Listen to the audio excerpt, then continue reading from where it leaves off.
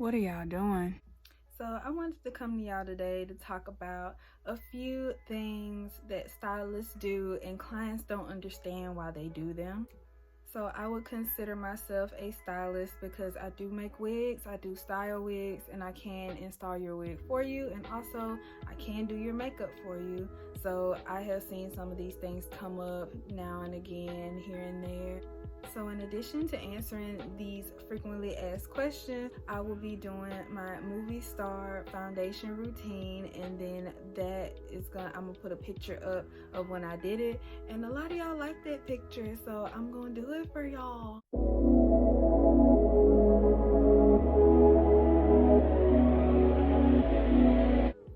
So the first few steps of my Hollywood foundation routine are the same. You just, moisturize first. Moisturizing is always important. And then you go in and set your oily areas. Mine is my T-zone. And then we just go in with foundation on top of that. So the first question is, my friend is a stylist, but she doesn't give me any discounts. Why is that? So usually it's situational. The stylist can choose who they would like to give a discount, and some people do like their friends, but then some people have ambassadors and they pay them to advertise their stuff, or some people don't even want to mix business and personal, so they just leave all that alone in general. And we're going to be using a lighter and a darker foundation. The foundation I have here is my shade, and it is 230, which is natural buff, and the other one is 355, which is coconut.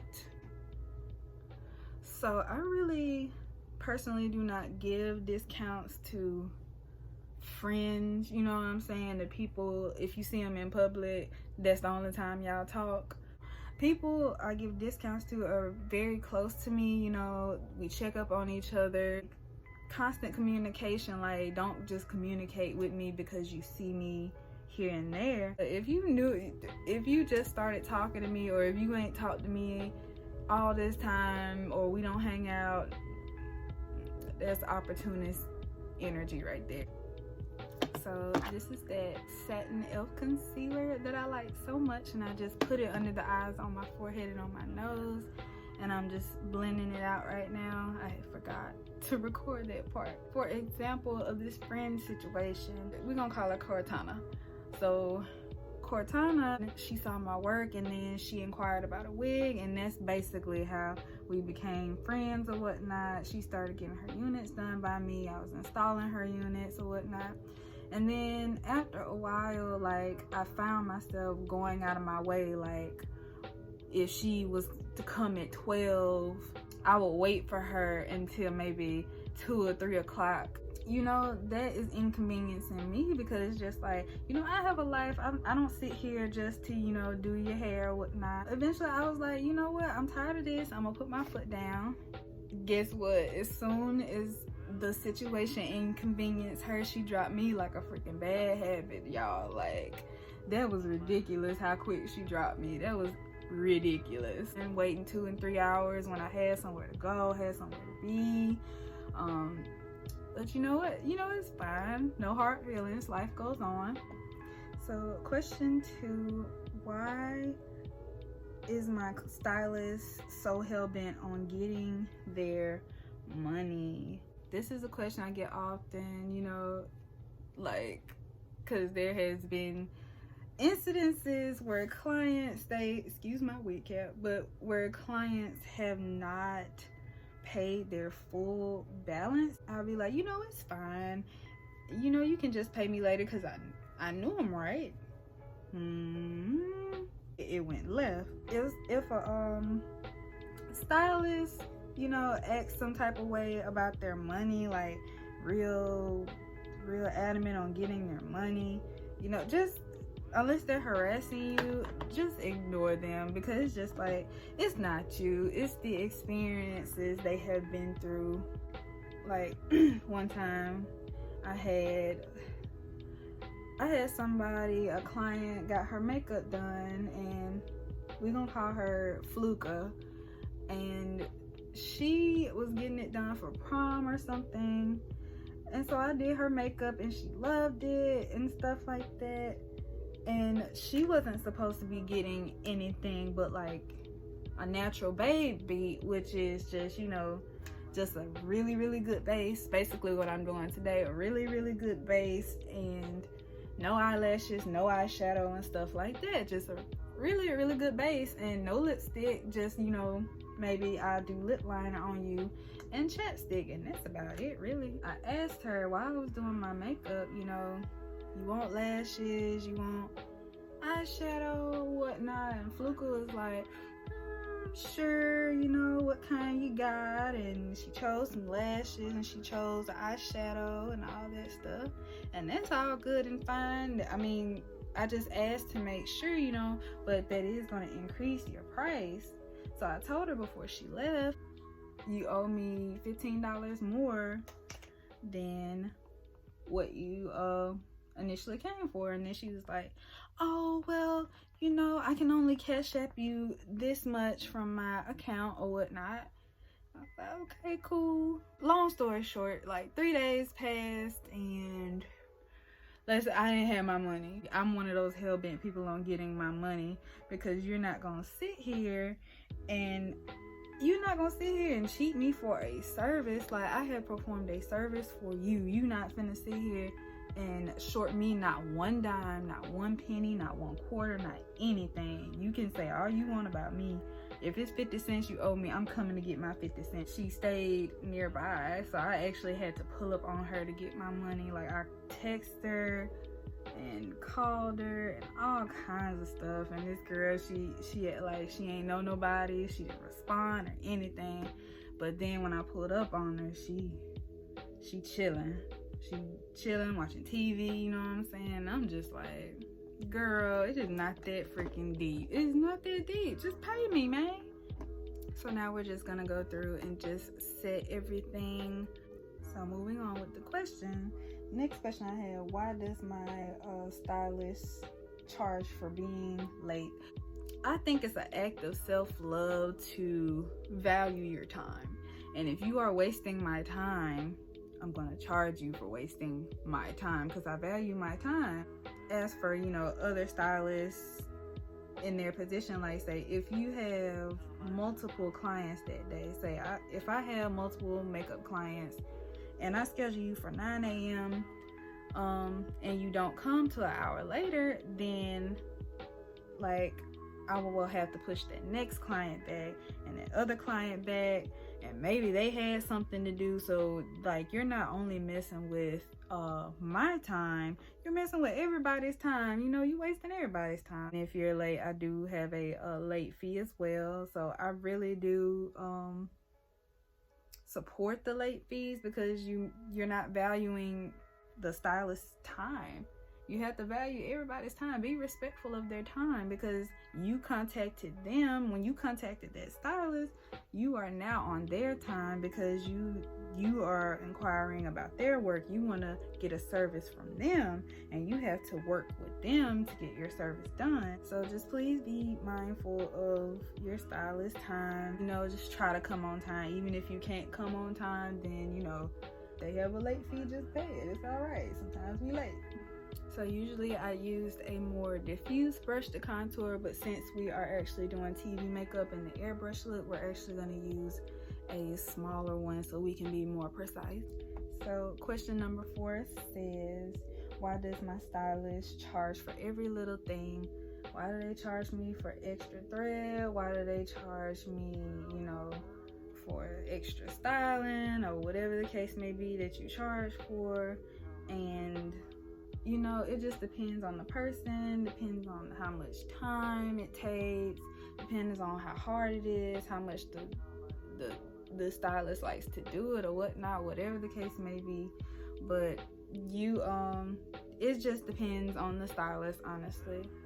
Like me personally, I charge extra for if you get your want to get your frontal glue down, like installed again after I made you a wig. The first time is free, but the second time I charge. And I used to not, but you know how people mess it up. One bad apple mess it up for the whole bunch. That's the kind of situation that is. The person that messed it up, like, she would come probably like every single weekend to get her hair glued down because I did it for free.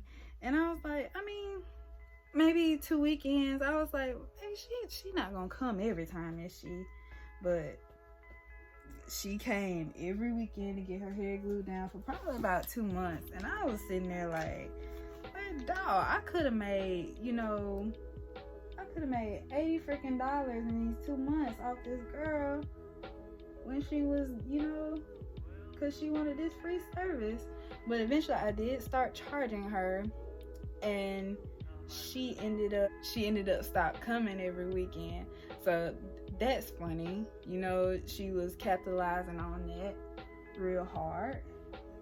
So we just do that just so y'all won't take advantage, basically. Where you don't want, you know, if you say, oh, I'll do, you know, I'll do your haircuts for free, all your haircuts for free or something like that, and everybody will be coming for haircuts every 5 minutes to get everything cut. Every week they got cut. So it's just, people just capitalize on stuff like that, and we just don't want to get taken advantage of. So the last question is, why does my stylist not issue a full refund? So it just depends on the stylist you're talking about, because I don't issue full refunds just because, you know, with a wig, it's hard to refund a wig, because if I fully refund you for your custom wig, you still have a wig, so I still technically did the service. So I either compensate you and give you a discount for the next time, or I just can give you some of your money back. But you know, it'll be petty if I ask you, you know, when you ask for a full refund, you just bring your wig back and let me take it apart. You need to get real messy real quick. And with makeup, I rarely do give refund for makeup, because if you say you like it when you leave, you really, I mean, you're not gonna get a refund from me, especially when you say you like it when you leave. If you want something fixed or done to it, you can tell me and I can try to fix it for you. Really, the only way I would give you a full refund is if you had an allergic reaction to the makeup. But other than that, you know, you have the opportunity when you get out of the chair to let me know, yeah, I don't like this. You can't tell me like the next day that you didn't like your makeup, or you can't tell me when you get home you don't like it. So I'm just gonna do some eyebrows, and the type of eyebrows you do with this look is just entirely up to you. I don't have a preference or a way it should be. Just do it how you think you should. So y'all know what I use to spray my face. So we're just gonna spray it really hard, and then we're gonna tap it in with the sponge so we don't have that flashback. So now we're a little dewy, just a tad, and then we're going to go in with our highlight. So once again, this is quite a dramatic face, so do what you want to do with the highlight. You know, just don't go drastically overboard. I'm gonna show you how much I put on for this look. So y'all know I'm using Jacqueline. Like, I'm really surprised at her. I really like this product. It's really nice. So we're just getting a little bit at a time, and then you see where your cheekbone starts. Mine starts about right there, so we're gonna tap that there. Now we have that, and I'm gonna tap it up the face and just lightly blend here and there. Just press that in and move it back and forth lightly so it doesn't take that bottom layer of makeup off. So I'm gonna take a little bit and I'm just gonna put it on my nose right here, and then I'm gonna go in like this with the brush so I can just get the highlight on the tip, and then I'm going to dot it down my bridge, and make it glow like that. I always did like the dewy look or whatnot. Ooh, I put too much highlight on that eyebrow, but it's there now, so we're gonna live with it. Make the side match. Just gonna live with it. It'll be fine. I'm gonna take the same brush. We just using the heck out of this brush. You know, do your accents on your inner corners. I ran out of highlight in my lid. Start dipping out of the pot. So now I look like a tin man. And we're gonna move on to lips. So you can do something louder, something really quiet. I couldn't think of another word, y'all, sorry. I'm gonna choose to do just a nude. So I'm gonna take Maybelline, what is this one? Nudiance. Yes, Nudiance. And it's this shade on the back. We are going to kind of line our lips with the lipstick. So we're gonna take this and go around the outside of the lip. So it's like our lip liner. Blend that down like that. I'm going to take a liquid lippy. It's called Taunt and it's by Morphe. And we're gonna put that in the center. So we're gonna add the Nudiance back. So I should have just put way more Nudiance earlier than Taunt. And now we are going to clean up our lips with concealer because first of all, I got the Taunt on my top lip. So we're gonna fix that. This ugly. We don't want that like that. Use Old Faithful.